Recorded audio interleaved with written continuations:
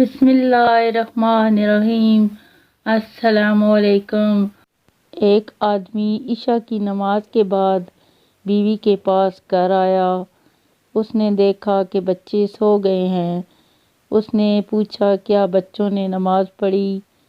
بیوی نے کہا میرے پاس کھانا نہیں تھا، میں نے ان کو تھپک تھپک کر سلا دیا، انہوں نے نماز نہیں پڑھی۔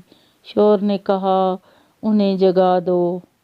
بیوی نے کہا اگر آپ ان کو جگائیں گے تو وہ بھوک سے روئیں گے اور کھانا بھی تو نہیں ہے۔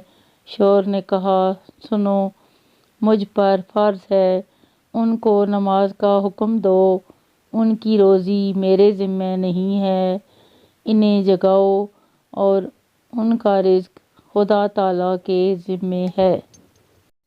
اور خدا تعالیٰ فرماتا ہے اور اپنے گھر والوں کو نماز کا حکم دو اور اس پر صبر کرو، ہم تم سے رزق نہیں مانگتے، ہم تمہیں رزق دیتے ہیں۔ ماں نے اندر آ کر انہیں جگایا اور جب وہ نماز سے فارغ ہوئے تو دروازے پر دستک ہوئی۔ ایک امیر آدمی دسترخوان اٹھائے ہوئے تھا جس پر انتہائی لذیذ کھانا تھا۔ مالدار نے کہا اسے اپنے گھر والوں کے پاس لے جاؤ۔ خاوند نے کہا اتنی رات گئے کھانا لائے ہو، کیا وجہ ہے؟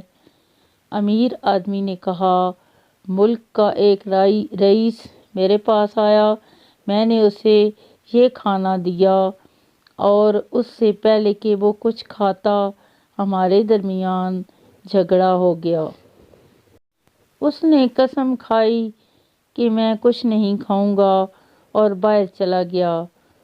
تو میں نے کھانا اٹھایا اور کہا جہاں بھی یہ جائے گا میں کھانا اس کے پاس لے جاؤں گا۔ خدا کی قسم آپ کے دروازے پر آ کر وہ غائب ہو گیا۔